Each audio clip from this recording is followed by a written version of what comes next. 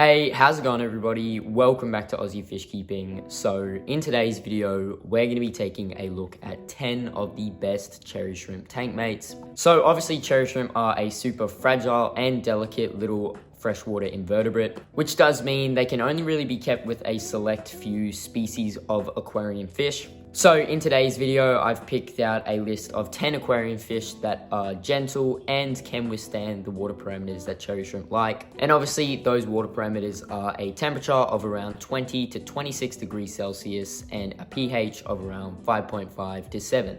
But without any further ado, let's just jump straight into today's video with the first fish on our list. So as for our first fish today, we have a super cool little nano species. We have celestial pearl denios. So I've actually got a few in this tank here behind me. You might be able to see them in there. But for the most part, they're actually, in my opinion, a relatively shy fish. So I have a few males and a few females, and I do find that the males are a lot more active and less shy than the females. And most of the time, the ones you will see out the front are the males, whereas the females will generally try and hide away in the back. So the reason I've chosen the CPDs for this list is because they are a super delicate and gentle little fish. Obviously they are very small and they do have very small mouths, so they're not gonna like pick at your cherry shrimp or anything like that. And actually this is proof because I did just forget, but I do actually have a colony of yellow cherry shrimp in there.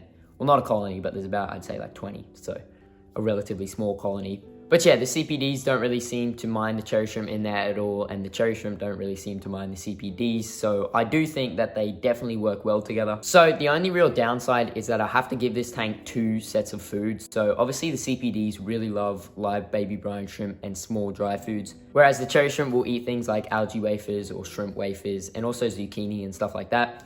But that's probably the only really downside to keeping CPDs with your cherry shrimp, is that you do have to feed them like 2 separate diets. But yeah, like I said before, the CPDs are super delicate, and you may find that every now and then they might take like a baby shrimp, but that doesn't really matter. And it's not really gonna affect your population too much. But yeah, if you are looking for a tank mate for your cherry shrimp, I would highly recommend celestial pearl denios. Moving on to the next fish on our list, we have another super cool little fish. We have endless. So I actually once again have these guys in the same tank behind me, and they go really well with both the CPDs and the cherry shrimp. The great thing about endless is that they're less disease prone than guppies. So obviously guppies are another live bearing fish that you might be able to get away keeping with your cherry shrimp, but I would probably just opt for the endless. So like I was saying, they're less disease prone just because they've been less line bred, and they are just a healthier line of fish. They're also, in my opinion, a lot more active and a lot more peaceful than just your regular guppies. So if you look in this tank behind me, again, you might be able to see these guys zipping around all throughout the water. So they are just a really cool fish to add in there anyway, especially if you have cherry shrimp. Obviously cherry shrimp can be a little bit like boring at times, so having an endler or having a few endlers in there definitely spices things up a little bit. So another great thing about this is obviously the endlers do like eating dry foods and live foods, but they will also pick at shrimp pellets or algae wafers and stuff like that. But you will obviously still need to feed them a separate diet as well. The only real downsides to keeping your shrimp with endlers is that your endlers may actually like completely take over your tank. So basically, if you don't keep taking the babies out, you will just get a massive tank full of assorted endlers, which no one really wants. And the other only downside is that they may actually eat some of your smaller size shrimp. So a lot like the CPDs, except the CPDs are less prone to eating baby shrimp. And your endlers will only really eat shrimp about the size of about however that big is. But besides all that, they are a super great tank mate for your cherry shrimp, and I would highly recommend them. Moving on to the next fish on our list, we have a fish that I don't have in the tanks here behind me, and that's chili rasboras. So chili rasboras are, I believe, one of the smallest fish you can actually get in the aquarium hobby, and obviously that means they will go well with shrimp. So they are a super beautiful little fish, and they are just a really cool nano species in general. Some of the great things about these guys is, like I said, they're super small, so they can go in a super small aquarium with your cherry shrimp and they'll have no trouble in there whatsoever. On top of that, obviously, they will have a small mouth, which means they're not gonna try and eat any of your cherry shrimp, even the babies. They won't really touch those whatsoever. I don't even think they'd be able to fit in their mouth, to be honest. So these guys are also very gentle, so they won't pick at your cherry shrimp or like pick at their antennae or legs or anything. They won't do any of that. they will just mind their own business. And I'm sure if you have some larger sized cherry shrimp in there, your chili rasboras will actually probably be scared of them. The only really bad things about these guys is they do like eating baby brine shrimp. That's one of the only things you can really feed them while they're at a small size until they get larger. And another downside, or maybe a plus, is that they do have to be kept in relatively large schools. So if you've got a lot of money, it's definitely a plus, but if you don't have a lot of money, it's definitely not a plus. But yeah, the chili rasbora, if you do have a lot of money, is another great fish to throw into your aquarium with your cherry shrimps. Moving on to the next fish on our list, we have a super cool little catfish. We have Pygmy Coridors. So Pygmy Coridors are one of my favorite fish in general. They're just a super cool little, delicate little fish. They're just awesome. So some of the great things about these guys is, much like the cherry shrimps, they will actually eat a lot of leftovers and they won't really foul the water too much.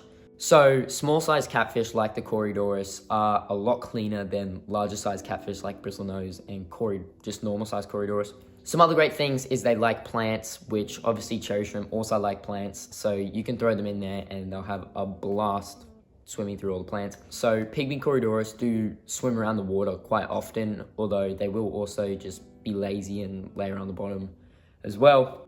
And another plus is that they actually will eat a relatively similar diet. So the Pygmy Coridorus will eat shrimp flakes and the shrimp will eat Coridorus pellets and vice versa. And they will both eat algae wafers and sometimes even sinking frozen foods. However, the only really downside to having these is that they will eat a few of your smaller shrimp. So Pygmy Coridorus do have a little bit of a larger mouth and they can definitely fit that mouth around smaller shrimp. But with that being said, if you don't mind losing a few baby shrimp here and there, Pygmy Coridorus are another great fish to add into your shrimp tank. Moving on to the next fish on our list, we have a super cool little Tetra. We have green neon Tetras. So the reason I've chosen green neon Tetras for this list and not normal neon Tetras is just because green neon Tetras are a lot smaller. So I'm actually not really too sure what the difference is. I don't know if they're like different species, but basically, the green neon Tetra isn't really as colorful. It's more like plain, and also it is a lot smaller. So that obviously makes it a lot better of a tank mate option than just your regular neon Tetras. So these guys are very gentle and super peaceful and can be kept in all sorts of small tanks. So if you have a small tank like these ones, they can definitely go in there with your cherry shrimp quite fine. The only downside is, once again, that you do have to keep them in schools. So a school of around 6 should be enough for these guys. So if you have plenty of money, that's another plus, I guess. But besides that, they are actually like the perfect tank mate. They don't really have any downsides, except you do have to feed them a different diet, which sucks. But they like similar parameters. They're both really gentle. So if you are looking for a tank mate for your cherry shrimp, I would highly recommend green neon Tetras. Moving on to the next fish on our list, we have a super duper colorful fish. We have clown killifish. So clown killifish, or I think they're also called rocket ship killifish or rocket killifish, I'm not really too sure. But these guys are super colorful and eye-catching, and they are a super popular nano fish. So the great thing about these guys is they like slow flow and they are more of a top-dwelling fish. So obviously, being a top-dwelling fish, they're going to be well away from your cherry shrimp, which generally will hang around the bottom. And low flow is another great thing, just because your cherry shrimp don't like too fast of a flow either. Even if they do come down to your cherry shrimp, they shouldn't harm them too much. The only thing is they may pick off a few babies like a lot of the other tank mates, but that's just something that's going to have to happen. And the only other downside is these guys do need a different diet. So they prefer live foods and like dry foods and stuff like that. And they won't really eat pelleted foods just because their mouth is too small. But the clown killifish is another colorful option that you can keep with your cherry shrimp. Moving on to the next fish on our list, we have another super small little catfish. We have Otos Sinkless. So Otos Sinkless catfish are actually a sucking mouth catfish, which means they're not really going to try and go for your cherry shrimp whatsoever. They're more focused on eating algae and biofilm and stuff like that. So the great thing about these guys is they will eat the same diet as your cherry shrimp. So you could probably just get some sort of tropical pellet and algae wafers and you could just throw those in there, and both the cherry shrimp and the Otos Sinkless will eat those happily. The only downside to the Otos Sinkless is they aren't very social and they will hide a lot. So they will come out at nighttime and like in the afternoon, stuff like that, but a lot of the time you most likely won't be able to find them, and if you walk over to your tank, you may find they just like swim off into the plants. That brings me to my next point. They do like plants and they do like similar water parameters. Obviously they do prefer a little bit warmer water, but besides that, they are another super great tank mate for your cherry shrimps. Moving on to the next fish on our list, we have another super cool little top dwelling fish. We have Madaka. So like I said, Madaka are top dwelling and they do like low flow, so they will just stick to the top of your aquarium and stay out of the way from the cherry shrimp. These guys also love planted tanks, so if you have a planted tank with your cherry shrimp in it, get Madaka. They can also be kept in small tanks like these ones. The only real bummer about these guys is that they prefer colder water, like they really like cold water, and your cherry shrimp do not like really cold water. Madaka will do fine in warmer water, but they do like colder water. But besides that, these guys are another great tank mate for your cherry shrimp. Moving on to the next fish on our list, we have another sucking mouth catfish, and that's Bristlenose. So not only are Bristlenose super common for cleaning algae, but they're also just a super peaceful fish, and they can go perfectly fine with cherry shrimp. So obviously their sucking mouth does mean they're not really going to try and predate on your cherry shrimp too much, and they're more just worried about eating things like algae. They also love eating algae wafers, of course, and your cherry shrimp love eating algae wafers as well, so there's another great thing. And these guys can withstand all sorts of water parameters, so whatever water parameter you're keeping your cherry shrimp at, your Bristlenose will do fine in that. The only downside is Bristlenose are relatively dirty, and I've actually got like a tank full of them up there, and it's just like, just mulm everywhere.